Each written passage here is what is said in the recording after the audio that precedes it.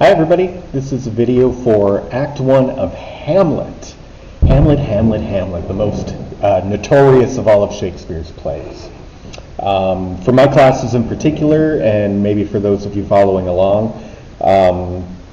who subscribe, what we are going to be focusing on in this play is specifically about characterization. As we get closer to the end, I will lecture and discuss some of the themes of the play, but mostly in how they relate to and are affected by the characters in the play. And most specifically, we're going to focus on three characters throughout the course of this video series. We're going to focus on Horatio, we're going to focus on Hamlet, and we're going to focus on Ophelia. Okay? Now, Act One, we're going to focus on those three. Sorry, I'm organizing my brain.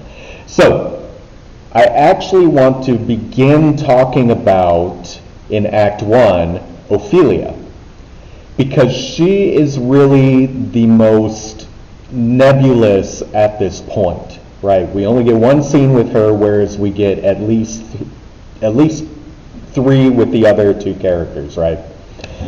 We only get one scene with her, and she actually says so little. Everything is done to her and said to her that it's difficult to really get to the bottom of who she is emotionally and psychologically. We don't even really know what she looks like physically. Neither her brother nor her father say anything about how she looks, right?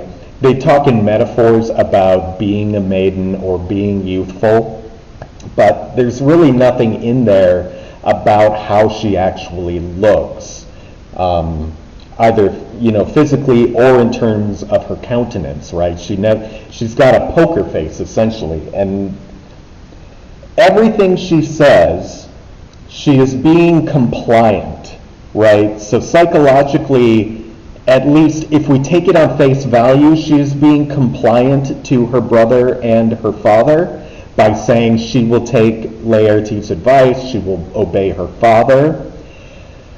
But we don't have any more information and evidence to really support that. We don't know if she's actually going to stay away from Prince Hamlet, if she's really going to do these things. There are two indications that she may be saying these things, she may be acting compliant in the moment, but truthfully, she is going to be her own person.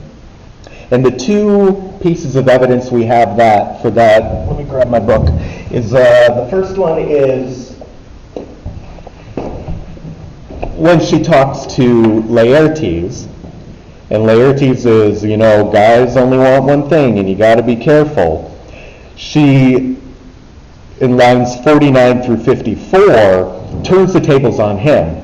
But my good brother, do not as some ungracious pastors do, show me the steep and thorny way to heaven, whiles like a puffed and reckless libertine himself the primrose path of dalliance treads, and recks not his own reed. So she is turning to her brother and saying, now, don't be a hypocrite. You have to follow this advice as well. Don't be the selfless jerk that you were telling me that Hamlet is being. So if you're going to make me follow this advice, you've got to follow your own advice as well. So that's an indication that, she's at least listening, but maybe she knows her own brother and is like, I know you're a cad too, so why are you giving me advice? Or she could be sincere. It's impossible to tell at this point. And then the second time where we only get like a hint that she's going to, that she's not being completely compliant with her father is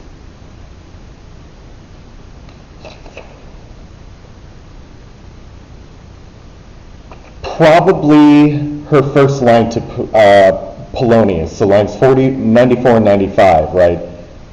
Laertes just left, and Polonius says, what did your brother say to you, Ophelia? And it feels dismissive when she says, oh, something about Hamlet, my good lord. And that opens up Polonius's tirade, right? She's being a little dismissive, and I think she's hoping that her father has not heard anything, but obviously he has. But again, all of this is, I am speculating. I can't say with any certainty whether the only evidence we have so far is that she is compliant and listens to her father and her brother. But we can't be sure of that. She hasn't done anything. Everything happens to her, right? So Ophelia is still an open book, but we'll want to come back to this scene when we have more evidence about her. Let's talk about Horatio. Horatio is like a rock, okay? If we needed a metaphor or a simile for Horatio, he's a rock. He's rock solid. He is the same beginning to end throughout this whole play, right? When we talk about characterization, those of you in my class, there are 5 techniques an author uses for characterization: dialogue, description, thoughts, actions, and reactions.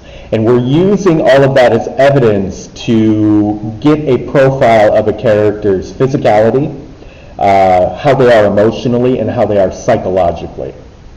Horatio, the only physical description we get, and it's not even really physical, it's just kind of expositional, is that he is schooled in Wittenberg, because in scene 2, when he and Hamlet are talking, Hamlet asks him why he's back from Wittenberg after Hamlet came back as well.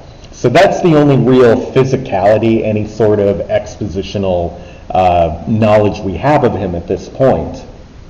Emotionally, the only thing we can really think about is that we can point out is his bravery, in that the first scene, he is not only not afraid to speak to the ghost, in fact, the guardsmen ask him to. They're like, talk to him, Horatio, talk to him.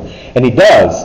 But he demonstrates further bravery in that when the ghost looks like it's leaving, he commands it to speak, right? We're talking about the ghost of the dead king of Denmark, and he is commanding this ghost to speak to him. So it shows a lot of chutzpah, right? If you listen to revisionist history, he is quite brave. He doesn't let things affect him in terms of doing what he thinks is right and getting the information he needs.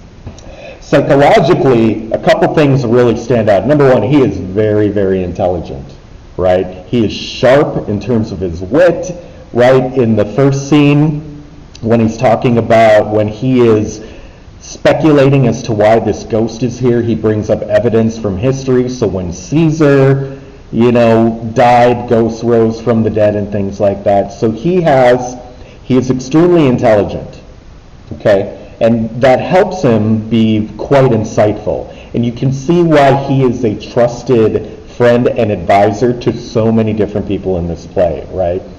In the first scene, the guards ask Horatio to come look at this ghost. They don't ask anyone else. They don't go to the king. They don't even go to their boss, whoever their boss is, which I'm guessing is the king, maybe the captain of the guard, whatever it is. They go to Horatio, right? And Hamlet trusts Horatio, right? So he's incredibly sharp and insightful. He's also a man of faith, in that he often swears by God, or later on, I think it's in scene 4 or 5, it's in 4, the end of 4, that after Hamlet and the ghost have left, and Marcellus is like, what are we supposed to do about these things? What can happen? And Horatio says, I'll find the actual quote, because that's what a good language arts teacher would do. He wouldn't just paraphrase the line, because that would be not good. Heaven will direct it. He defers to the will of heaven, right? The will of God. So those are two important things to keep in mind, is that he is intelligent, he's insightful, so that makes him trustworthy, but he is also a man of deep faith, at least from what we can tell. At least he is putting that on for us. Again, we're getting a baseline with these characters, but they will develop throughout the play. Horatio, not so much. He stays pretty much the same throughout. Let's get to the big one. Let's get to the dark cloud in the room, Prince Hamlet. Lots of talk about him physically in scene 2, right? Claudius describes him as under the clouds, meaning sad. Think Eeyore from Winnie the Pooh, right? Except not as cute and probably not as dull a voice. Gertrude says he has on a nighted color, so he wears black, right? A lot. And veiled lids. He walks around with veiled lids, meaning he looks at the ground, indicating psychologically, as we'll get to, that he's distraught, right, or dejected. Hamlet himself describes the clothes he's wearing as his inky cloak, so a black cloak, suits of solemn black, and the only other physical, again, expositional, is he also goes to school in Wittenberg, right? So what does this tell us about Hamlet? Well, he's probably a young man if he's going to school in Wittenberg. At oldest, he would be like early 20s, although I could be wrong at this time, but my guess would be the oldest he would be early 20s. And that he looks sad and he is dressing sad, and so therefore, at least outwardly, it appears that he is sad. Now psychologically, I'm jumping over emotional, I'll come back. Psychologically, right, he is quite distraught, and he's also suspicious of the entire plot, the entire circumstance regarding his father, Claudius, and Gertrude. And his suspicions are confirmed in scene 5 when he actually speaks to the ghost, right? So his outward at this point, despite the fact that he says that his outward appearance cannot reflect how he really feels inside, his outward appearance is definitely reflecting his inner life. Now that is going to change, right? He tells us in scene 5 that at points he may have to put on an antic disposition, meaning he is going to have to act as if he are insane or crazy. He is telling us and telling Horatio and Marcellus exactly what he is going to do, right? So that idea of in Act 1, he is reflecting his physical, his outward appearance is reflecting his inner life, his emotional and psychological appearance, is going to be tilted. But it's by establishing that in the beginning that is going to confuse people and worry people as we go forward in the play. Other things about him psychologically, he also appears to be a man of faith, right? He won't commit suicide, even though emotionally he is suicidal, but he won't do it because God forbids it. Whether he sticks to that or not, if it's just an act or if he really believes it, that we will have to wait and see. I talked about him being distraught and suspicious. He also is able to be funny and playful. In scene 2, when he and Horatio first meet, they joke back and forth. It's very playful. And he's even that way a little bit, well, we'll see it later on, but even his sarcastic, dry wit that he has, his aside, a little more than kin and less than kind, right? When Claudius says, "You're too much under the clouds," he says, "I'm too much under the sun." He has a playfulness. He has this capacity, for wordplay, for irony and sarcasm, and he is going to, as you'll see, exploit this going further in the play, right? He's very loyal to his father, obviously. He's very loyal. He's even loyal to his mother in that he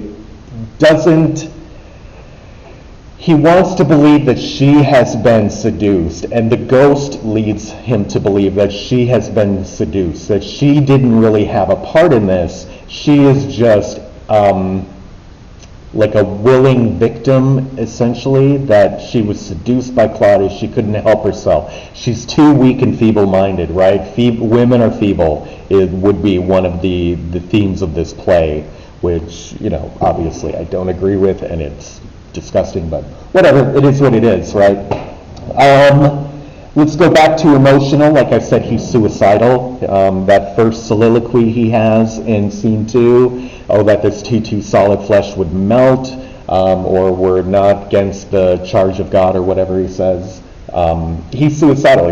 He wishes he were dead, right? And so later in that soliloquy, he goes into exhaustive detail on how upset and angry he is. And then he hints, going back to psychological, on his suspicions of the whole thing. The last thing I want to point out about Hamlet, and then we'll be done, is he is quite thorough. He's thorough to the point where he's almost pedantic about it, meaning that he needs to see and needs to be so sure of something that it becomes an annoyance and almost an obstacle to him. What do I mean by that? So in scene 2, when I think it's Bernardo and Horatio come to him to tell him about the ghost. Yeah, Bernardo. When they come to tell him about the ghost, he grills poor Bernardo about it, right? And he looked like this. What did this look like? Did he have this in his beard? He needs to be so sure that this ghost that they saw is, the exact replica of his father before he agrees to go. And then later, in scene 5, when Horatio and Marcellus show up after he's spoken to the ghost, he makes them swear 4 times that they're not going to talk about the ghost. The first time is not on his sword, and they go, wait, no, swear on your sword. He makes them swear 3 times, right? And even Horatio is like, we swore, dude, we swore on your sword already. Okay, we'll do it, you're the boss, right? Because going back to scene 2, Hamlet is going to stay in Denmark. He is not going to go back to Wittenberg. And Claudius says he is going to be the top advisor to the king. They're basically training him to be the king. So, Hamlet is essentially the boss. So she's like, all right, boss, whatever you want. We'll swear 3 times. And he's obsessive about it. And so this thoroughness to the point of obsession or pedanticness is something you want to pay attention to as well as you go through the play. All of this psychologically, right? The faith, his suspicion, his playfulness, his loyalty, and his thoroughness and obsession are all things that you're really going to want to pay attention to and note as we go. But again, remember, Act 1 is exposition. We are setting up the world, right? Now we have a pretty good idea of who Hamlet is at this point in time, right? But now things are going to go topsy-turvy. He has agreed to the plot of revenge. He has said that he is going to act insane at times because it's going to suit his purpose of revenge. So things are going to change for him. Horatio, we have a fairly good understanding of who he is. If we just think of the archetype of the sidekick or something to that effect, we have a pretty good idea of who he is. Ophelia is a blank slate still. We don't have much of an idea. And unfortunately, a lot of who she is defined through or by Hamlet. So, it is what it is. Women didn't have great parts in Shakespearean times, right? Even Juliet is like, she doesn't really have a lot to say for herself. Women are always defined that women in Shakespeare plays don't pass the Bechdel test. They're always defined by the men they are with. And if they're not with a man, well, then they're just comic or to be dismissed as characters. But that's a whole different conversation to have. This is about characterization, Hamlet, Horatio, and Ophelia. Thank you for watching. The next one will be out as soon as it's ready. Bye.